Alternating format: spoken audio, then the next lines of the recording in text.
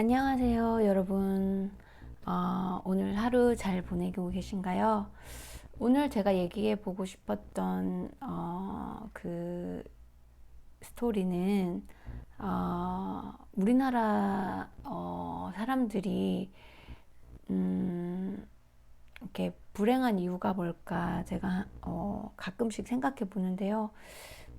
제가 2019년도에 한국에 돌아와서 다양한 배경과 직업과 스토리를 가진 많은 분들과 다양한 연령층, 다양한 지역의 사람들과 이제 영어를 가르쳐 주면서 얘기를 해볼 기회가 있었어요. 그런데 하나같이 공통점이 딱 하나가 있었거든요. 정말 10대부터 50대까지 정말 진짜 막 여러 진짜 뭐 사업을 하는 사람도 있었고 직장인도 있었고 뭐 학생도 있었고 뭐 대학원생도 있었고 뭐 정말 다양한 사람들과 얘기를 나눌 수 있었던 기회가 있었는데 그 모든 한국 사람들의 삶에서 공통된 점 하나를 제가 딱 발견했어요. 그게 뭔지 되게 궁금하지 않으세요, 여러분? 어, 너무나 확연하게 제가 발견할 수 있었던 사실이 뭐냐면, 제가 만약에 한국에서 그냥 쭉 살았으면 어떻게 보면 저도 이런 그 객관적인 시선을 못 느꼈을 텐데, 어쨌든 제가 발견한 사실은 한국 사람들은 너무 많은 시간을 일에 빼앗긴다는 거더라고요. 그러니까 너무 진짜 학생은 너무 많은 시간을 공부에 빼앗기고, 그리고 일하는 그 성인들은 너무 많은 시간을 일에 빼앗기는 거예요. 그러다 보니까 이게 근데 뭐 일하는 시간만큼 우리가 그만큼 효과가 있냐 그러면 또 그게 아니거든요. 그게 오히려 상반되더라고요. 어느 순간을 넘어서면은 그게 오히려 역효과가 나서 우리가 상식적으로 생각해봐도 생산성이 떨어지잖아요.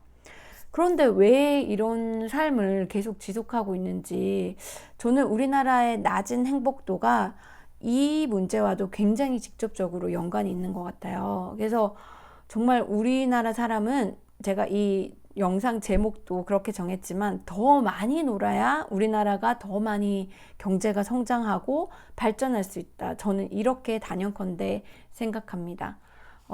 그래서 제가 제 꿈대로 정치인이 된다면 저는 우리나라 사람들이 더 많이 놀 수 있는 방법을 찾아서 과감하게 밀어붙일 것 같아요. 생산성과 경제를 살리기 위해서라도요.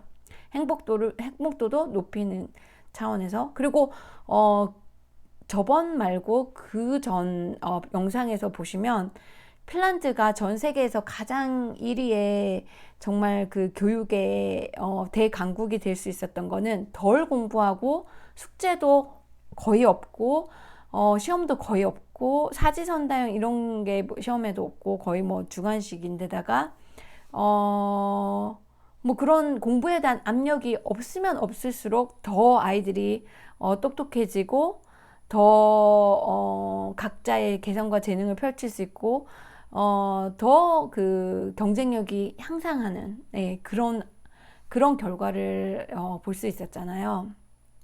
그래서 저는 우리나라 학생들과 성인들은 더 많이 놀아야 된다. 제가 여러분들 제 말이 믿기지 않으면 제가 수치로서 여러분들에게 보여드리겠습니다. 그래서 OECD 국가별 이거 2019년도 기준인데요. 아주 몇십 년 동안 크게 변화가 없어요, 지금. 근데 OECD 국가에서 평균을 보더라도 우리가 한참 더 많이 일을 하고요. 독일과 비교했을 때 거의 1년에 4개월을 더 많이 일한답니다, 한국이. 한국보다 더 심각한 거는 멕시코죠. 그러니까 멕시코 바로 밑에 우리가 거의 OECD 전체 국가에서 2위라는 말이죠. 그만큼 한국의 노동 시간은 지나치게 많다. 이런 걸 볼 수 있었는데요.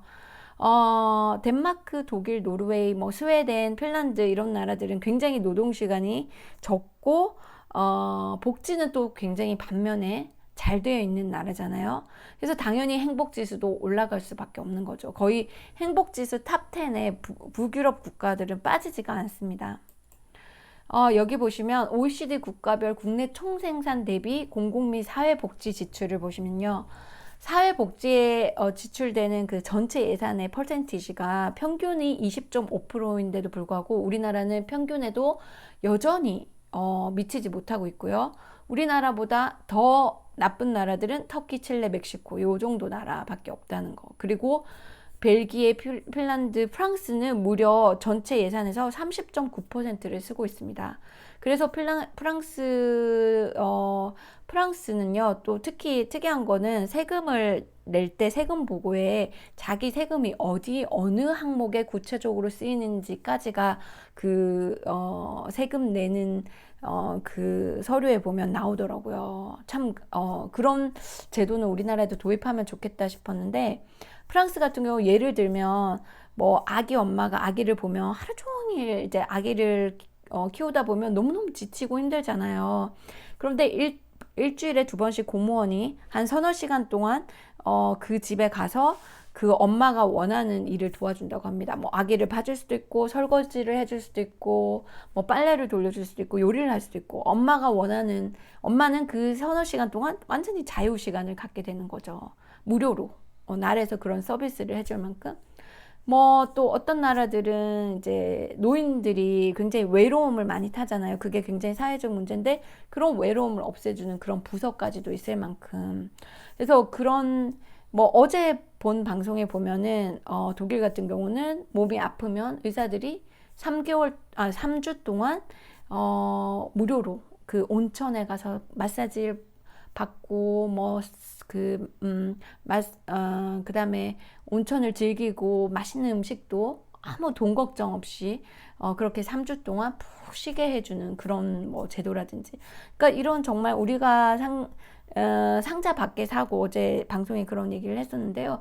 그런 식의 복지가 굉장히 많습니다. 뭐 기본적으로 아이를 낳고 나서 출산 휴가는 뭐 스웨덴 같은 경우 1년 6개월이죠. 모든 국민에 해당되고 뭐 그런 것부터 시작해서 아무튼 복지에 대한 예산은 굉장히 우리나라가 작고 거의 뭐 복지가 없다고 해도 과언이 아닐 정도로. 그리고 뭐 솔직히 만약에 국민연금을 거의 넣지 못해서 이제 나이가 드시는 노인들 같은 경우는 기초연금이 우리나라 같은 경우는 조금 올랐다고 하긴 하는데 거의 30만 원 돈이잖아요. 거기에서 생활비랑 월세랑 그러니까 집에 들어가는 돈, 먹는 거, 세금 이런 걸 내면 거의 뭐 살아갈 수가 없어요. 그래서 노인들 중에 빈곤으로 자살하는 사람들이 굉장히 한국에 높다고 합니다. 너무너무 안타까운 노인 자살률이 아마 OECD 국가에서 1위라고 하죠. 정말 이런 너무 끔찍한 이런 상황에서 정치권에서는 적극적으로 하지 않는 게 굉장히 답답하고요. 어쨌든 이렇습니다. How productive is an hour of work? 그러면 그렇게 많은 시간을 일하는데 생산성은 과연 어떻게 될까요? 생산성은 한국이 현저하게 떨어집니다. 요 밑에 보이시죠? 코리아 요 밑에 거의 바닥을 기고 있습니다. 멕시코, 러시아, 그리스 다음으로. 그리고 뭐 아일랜드, 룩셈부르크, 노르웨이, 뭐 프랑스, 저머니, 미국 이런 식으로 돼 있는데요. 스웨덴, 덴마크 이런 데도 상위권에 속합니다. 그래서 정말 일하는 시간과 생산성을 오히려 반비례하는 게 아닌가. 근데 왜 우리가 굳이 이렇게 살고 있는지, 회사 입장에서도 손해고 개인 입장에서도 손해인데 이걸 극적으로 반전시키는 그런 적극적인 정책을 펼칠 새로운 정치 세력이 정말 필요합니다, 여러분. 정말 획기적인 변화가 우리나라에는 있어야지 행복도도 높아지고 오히려 경제에 지금 발목을 잡고 있는 이런 저생산성, 뭐 이런 것들을 획기적으로 극복할 수 있습니다. 근데 이제 제가 이제 마지막으로 언급드리고 싶은 거는 근로자의 날이 있잖아요. 이제 근로자의 날에 하루 8시간이라도 그 노동 확보를 할 수 있었던 그 계기가 뭐였냐면은 근로자의 날의 기원이 이제 19세기로 거슬러 올라간다고 해요. 1886년 5월 1일 미국 시카고에서 약 8만 명의 노동자들이 대규모 시위에 나섰다. 하루 12시간에서 16시간을 일하고 주급 7, 8달러의 임금을 받는 열악한 노동 환경을 개선하기 위해서다. 노동자들의 시위는 경찰의 발표로 유혈 사태로 확산됐다. 하지만 이를 계기로 산업계에서 하루 8시간 노동 요구가 받아들여지게 됐고, 이를 기념하기 위해 노동절 근로자의 날이 탄생하게 됐다. 그런데 우리나라는 법적 노동시간이 지금 8, 5, 40시간이 아니라 거의 50시간이죠. 52시간인가요? 50시간인가요? 제가 미국에서 은행에서 잠깐 일했을 때가 이제 40시간이 평균 노동시간이었는데, 그것도 사실 굉장히 이제 길어서, 뭐 영국의 노동당은 이제 주 4일 근무를 이제 정책으로 내세우기도 했었잖아요. 그리고 뭐 이탈리아 같은 경우는 이탈리아 같은 경우는 40시간을 이제 40시간에 대한 대가를 이제 월급으로 받는데, 실제로는 36시간을 일한다고 해요. 그리고 제가 정확히 기억이 안 나는데, 어떤 나라는 집에서 회사까지 가는 시간을 뭐 대충 한 30분 잡았을 때 그 시간도 근로시간에 포함을 시킨다 그러더라고요. 그래서 많은 나라들이 이제 이런 노동자의 그런 그 굉장히 인권이 보장되는 그 이유가, 그냥 뭐 정치계나 경영자들이 이렇게 선심을 서서 해준 게 아니라 노동자들 스스로가 목소리를 높여서 그 권리를 보장을 받았다는 거죠. 그래서 그런 면에 있어서 모든 우리 사회의 발전과 개혁은 당사자들이 목소리를 높여야 된다. 저는 이런 걸 알려드리고 싶습니다. 당사자들이 그냥 가만히 있고 수동적으로 순응하고 이렇게 살게 되면 결국은 노동 집약적인 뭐, 그러니까 아니면은 그러니까 임금이나 노동 조건이 좋지 않더라도, 그런 노동자들에 대한 저비용으로 인해서 이익을 버는 그런 노동직업적 사업이 계속 유지가 되면서 그런 노동자의 환경은 발전이 되질 않는 거잖아요. 그러니까 결국은 고부가 가치 사업의 어떤 정말 노동자의 삶도 윤택해질 수 있는 그런 사업들이 계속 생겨나고, 그런 사업들이 성공해야 더 많은 노동자들이 행복한 그 나라가 될 겁니다. 그리고 솔직히 전 인구의 대부분이 이제 노동자이잖아요. 그래서 뭐 사실 유럽이나 이런 나라들이 굉장히 노동자의 인권이 보장될 수 있었던 이유는 노동조합이 굉장히 활성화돼 있고, 노동조합에 가입되어 있는 그 노동자들이 많다 보니까 그 노동조합의 발언권이 굉장히 높아져서 이제 그런 노동 환경이 개선될 수 있었다고 합니다.